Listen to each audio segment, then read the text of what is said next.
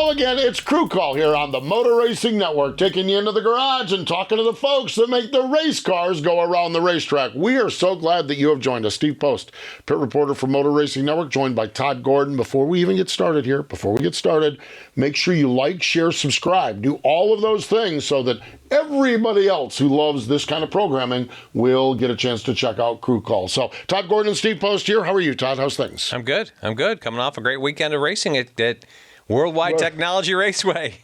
Want to say Gateway again. The Gateway thing just kind of drove it. And I guess I'm an old Busch guy. Yeah, exactly. Back in the day, that was Gateway. It's still on the Motor Racing Network by the lead pit road reporter. It was still Gateway a few times, that's for sure. So Worldwide Technology Raceway. Yes, exactly. Good stuff, and great stuff for Denny Hamlin, Chris Gale, that team. This thing came down to a split strategy race. They were on the right team as far as the strategy goes, but you can be on the right team. They really performed very, very well within the context of that. Yeah, they did. Well. And Denny talked about it afterwards. Tough place to pass. Right. And it's weird because the racetrack's really wide. You can run the bottom, you can run the top. Like there were 3 lanes across there, but the exit off the top, if once you got the lead, if you could stay up top, your run off the top would protect yourself.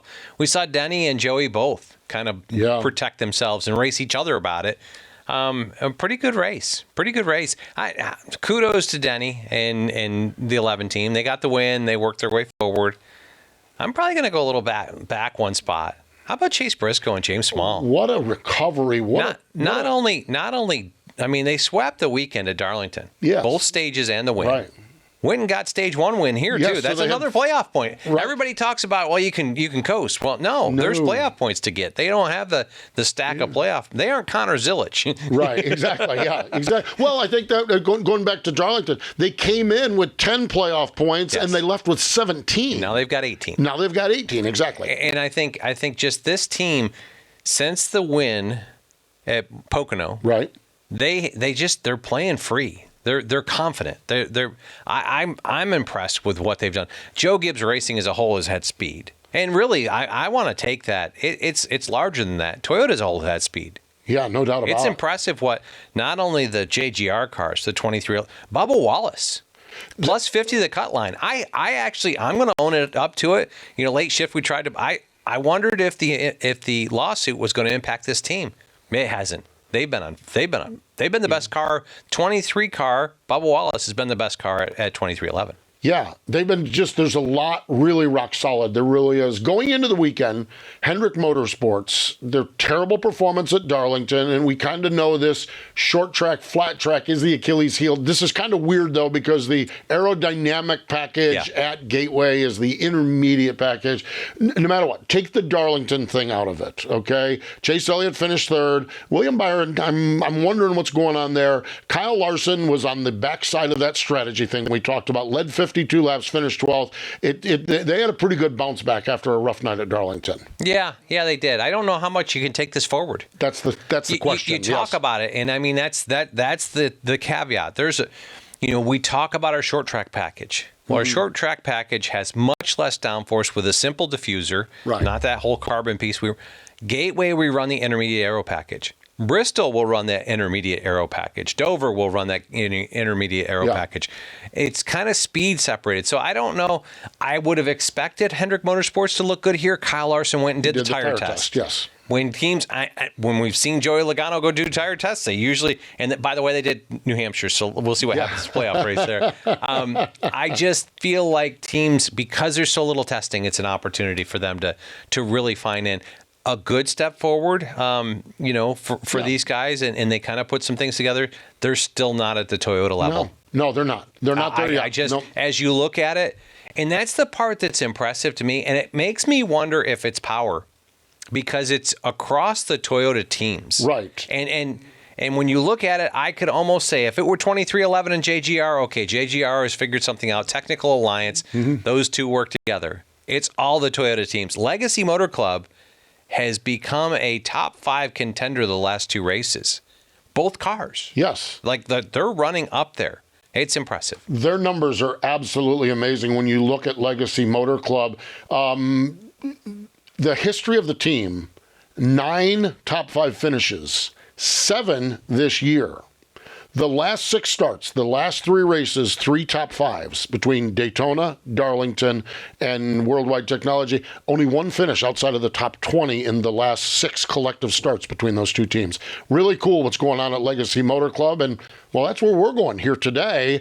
Because and there's one car was 1 position from making that 4 top 5s. That's right, exactly. That's the 42 car this weekend of John Hunter Nemechek, finished 6th. 6th place finish. They have been the top non-playoff driver the last 2 races, and that's where we're going. We're going to talk to Travis Mack, and we'll do that next. The NASCAR channel is available now on Tubi. Tell them we got it. 24/7 news, documentaries, with access to the exclusive NASCAR Vault. The NASCAR channel, always on, always free, only on Tubi. Welcome back. It is Crew Call here on the Motor Racing Network. Todd Gordon and Steve Post. We talked before the break about Legacy Motor Club, John Hunter Nemechek. Let's go up to Legacy Motor Club. Crew chief for John Hunter Nemechek, Travis Mack, joins us. Hello, Travis. How are you? Doing good, guys. Glad to be back on. Man, it is great to talk to you, and great to talk to you with such success. Boy, you guys have really found your stride at this time of the season. What types of things are you attributing to this recent and strong success you guys are having? Really getting into our stride here. Like the last few weeks, we feel really strong the last 3, and it's almost like, the pressure of just feeling like we have to win to make the playoffs is kind of lifted, and we're just doing our jobs. And it sounds crazy, but the last couple of weeks have felt really easy. Everything's clicking together as a team. John Hunter, myself, and Hayden, our spotter, and the engineers. Everybody's working really, really well together. The communication's great. It's been a nice couple of weeks. Even Daytona, we didn't get the finish we wanted there, but we've really felt like the car was really good, and could have easily won that race if we were in the right circumstance. But the last 3 weeks have really been full throttle and working well together. So now that you're not in the playoffs, you got that that kind of, you talk about racing a little free. What do you set for goals as a team? Do you look at it? I mean, I look at it individually, and you close the gap to 20th in points in half in 2 races. I think it was 50 some points, and now it's 28. Top 20 in points, best at Legacy. Does that play in? What do you set for goals? Both of those, we definitely want to get both cars in the top 20 in points. I think that would be a big goal for Legacy. But then as far as ours, I told John Hunter our goal was 18th in points. I know it's a big stride, but I feel like we could go up there and get it. I think if we keep having races like these last few weeks, these points, storing stage points, I think we've scored most stage points the last few weeks than we have, all season. So we're starting to score the stage points, getting our finishes at the end of these races. Obviously, Bristol is going to be a big one for us. We still need to work on qualifying, but really our goal is to keep improving for next year. So we'll use this playoffs as like a practice run for next year's playoff, because that's our goal. We want to make the playoffs next year, win some races, and not just make the playoffs, but actually get in the playoffs and compete. So if we could start next year's playoffs like this year's, that'd be pretty stellar. Yeah. John Hunter Nemechek, 8 top. I forget what the numbers are. The numbers are ridiculous. There we go. 8 top 10 finishes this season, double of his career. What's his confidence like? And I know his confidence is high. How important is that as you guys continue on to have a driver that's just so fully engaged as he is? Yeah, he's working hard. His confidence level's up. He knows he can do it. We're proving to him that he can do it, and we're having great restarts. He knows he needs to work on qualifying, and that's going to come back. We were slowly getting better at qualifying, and then Indy happened where we were going for the pole and he touched the wall a little bit. So, I think he had to reel it back in some, and I think we'll build that confidence back up in qualifying. And this metric system is really, really tough. Now with the top 16 in the playoffs getting to go out last, it makes a huge factor in how well you can qualify. We qualified 20th this past week, which is a little bit of an improvement on our average, but I felt like we could have been closer to 10th, and I think Zane Smith was the fastest when we went out, and that should have been our target. We should have been able to be around that 10th position. going out where we did. But this week at Bristol, the metrics should be a little better with our great finish there. And so hoping we're in Group 2, and that makes a world of difference. My calculations have you there. We'll see where that comes out when NASCAR releases it, but we're all kind of nervous to that piece. And as you talk about Group 2 is the 16 playoff cars, and it may be 2 or 3 cars depending on how many we have entered into the piece. So it's a pretty small field for you to kind of get yourself into that. You've been at Legacy for the year now. How have you seen Legacy grow this year? It's been a lot of work. I really haven't had much of an off season, switching teams. The end of last year, we worked really, really hard this off season to put the processes in place, the right people. And we're still working on that. We're finally hitting our stride to where we're kind of getting in a rhythm, and everybody's doing their jobs really, really well. And we're still building. We're still in that growing phase. We're trying to hire the right people. We're shifting things around. We're changing the way we do things. We didn't make the playoffs this year, so we're going to try some things a little differently the end of this year and see if we can implement those into next year. There's a couple of big building block foundational pieces that I kind of want your take on. You guys have a partnership with Toyota directly. You're not aligned with Joe Gibbs Racing. You are an independent team. That's not the right phrase, but tied in directly to Toyota. You guys have also made the decision to bring pit crew in-house. The patience of developing, because both of those projects are not quick fixes. We're not going to have a great pit crew and all of that next week.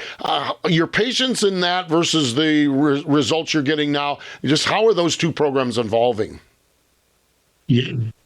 They're always evolving, right? If you're not always evolving, you're probably falling behind. So we're constantly working on these things.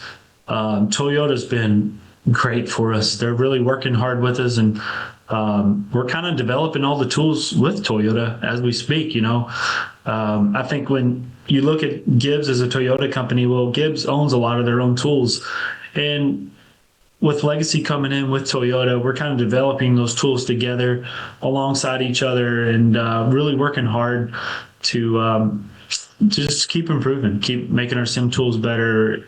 We don't get a lot of notes, and maybe that's a good, maybe that's a bad thing, because we are kind of doing our own thing. We had to search and find notes. We didn't have a lot of notes coming into this season, not a lot of good notes. So we kind of just reset, and we've been building our notebook as the season goes. And now Darlington was the first racetrack we got to go back to with a good notebook from the spring, and we had an extremely good race. I think we had the fastest car and fastest couple cars, and we very well could have won that race. Gateway, we didn't have any notes. We went there kind of blind and was off a little bit in practice and made adjustments going into the race and had a decent race. We were still missing a little bit of speed, I think, to get the win, but definitely had top 10 speed. Bristol's another one. We felt like we had a good car in the spring, and now we're going back there for the second time and a good notebook. So I feel really confident about this weekend.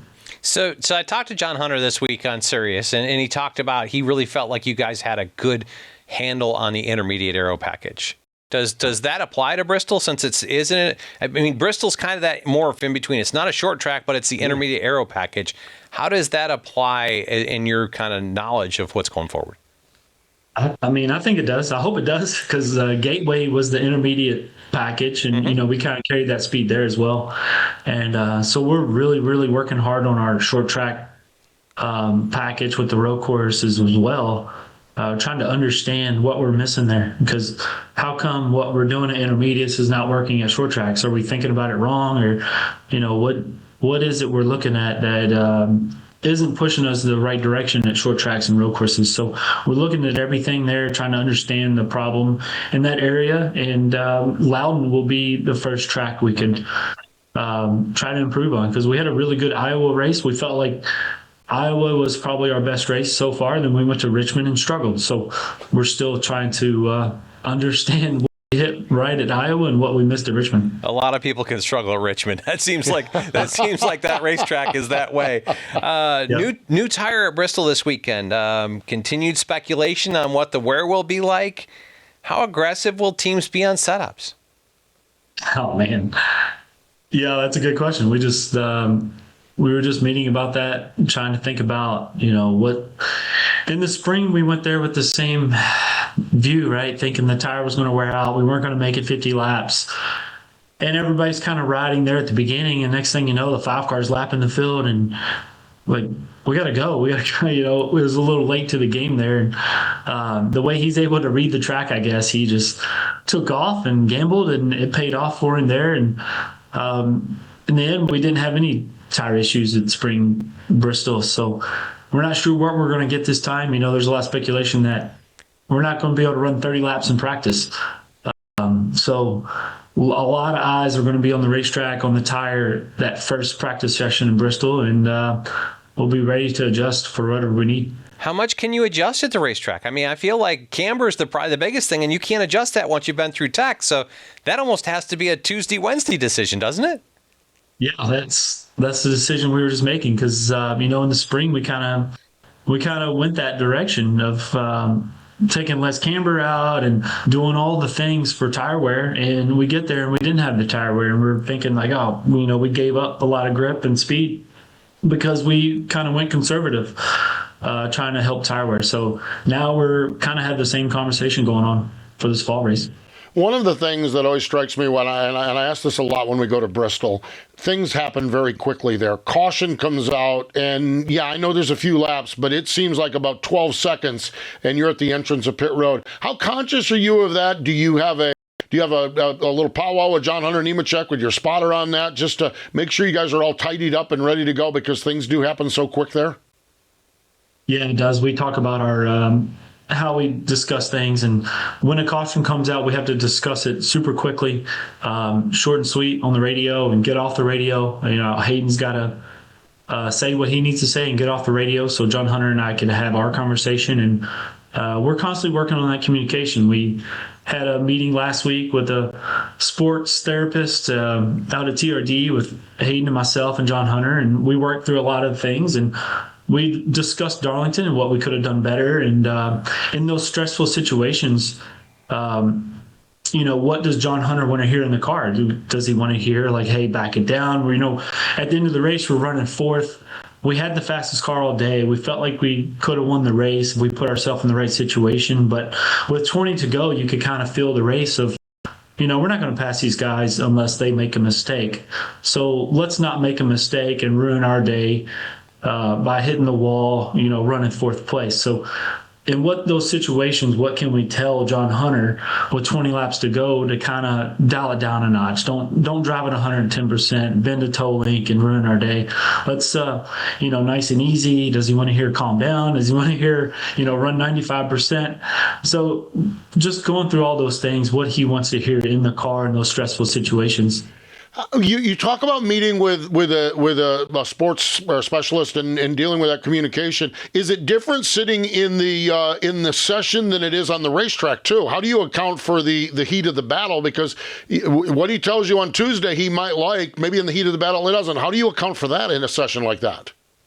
I think it's just our personalities and us working together so much, and even doing a workout together. We do several workouts together a month, and even talking while we're doing those workouts and putting ourselves in those situations and how we communicate with each other and just the tone of our voice.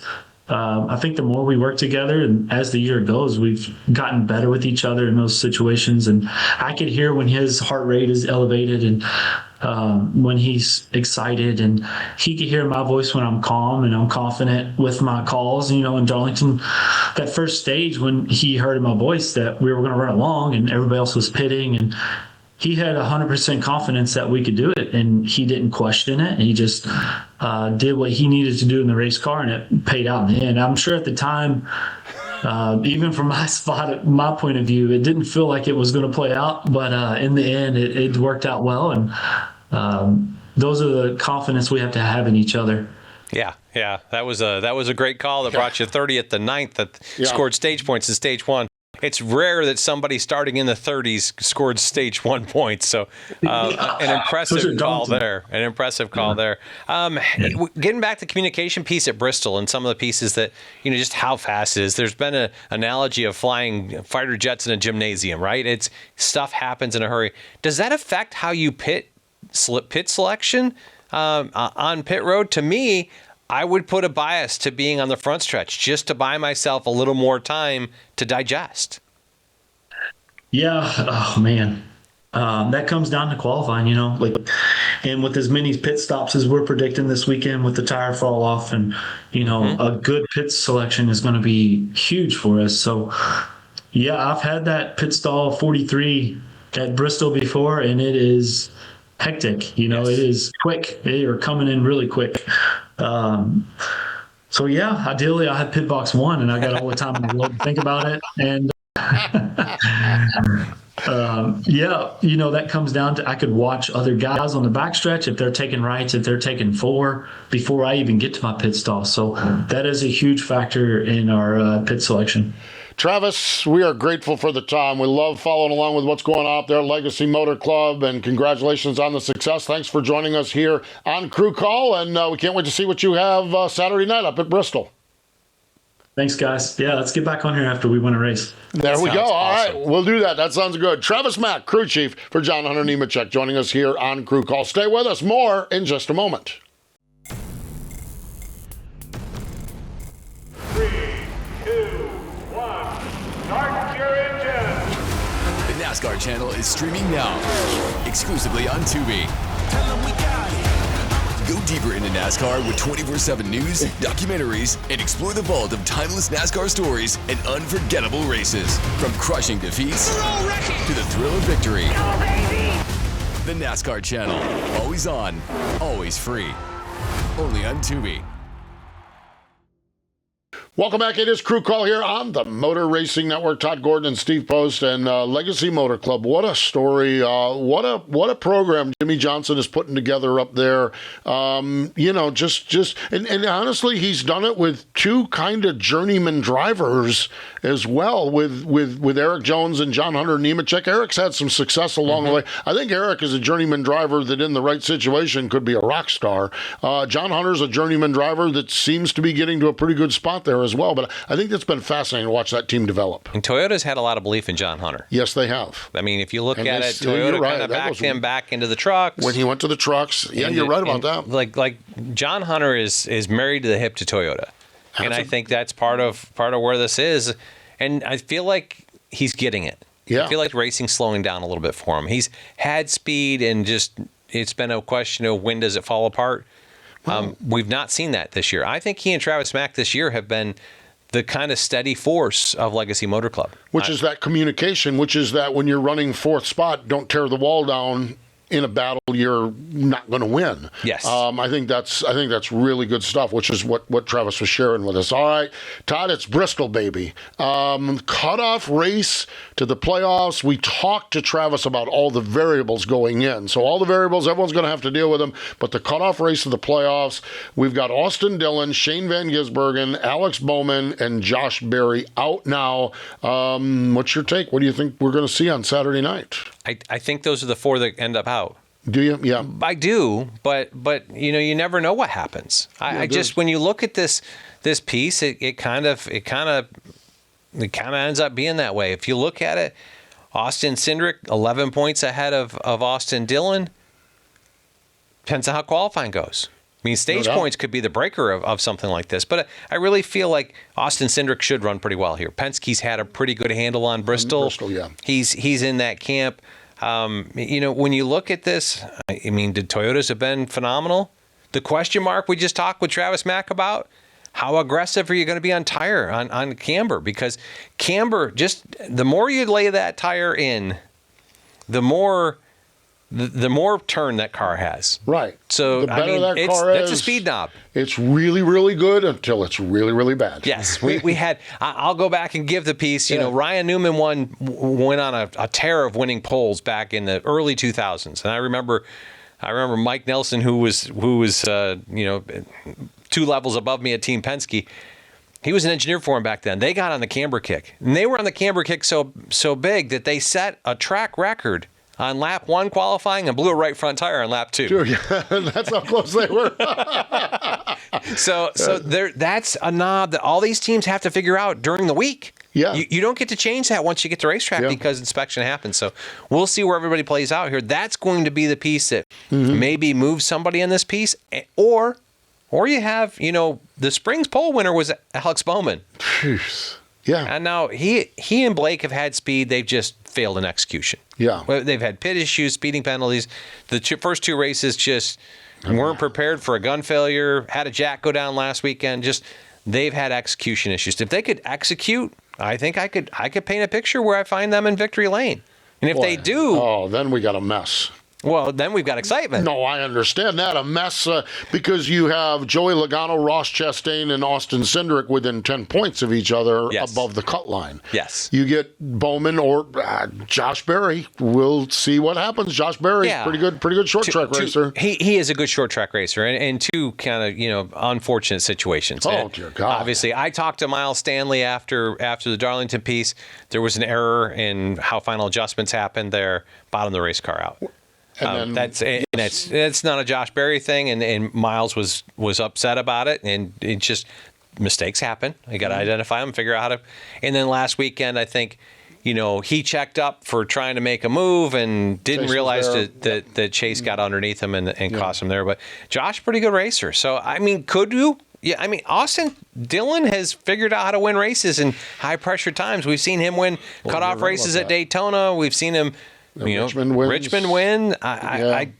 I don't know, but the thing I look at is Cindric, Chastain, Logano, they're 21, Elliott's 28. Then you kind of get up there. The problem of it is, and this does factor into one of the things you said, you got to qualify good. Yes. What happens if Travis Mack, like we had last time, where Kyle Larson or someone gets out there and just starts lapping cars, puts you a lap down, puts you in the middle of the scrum.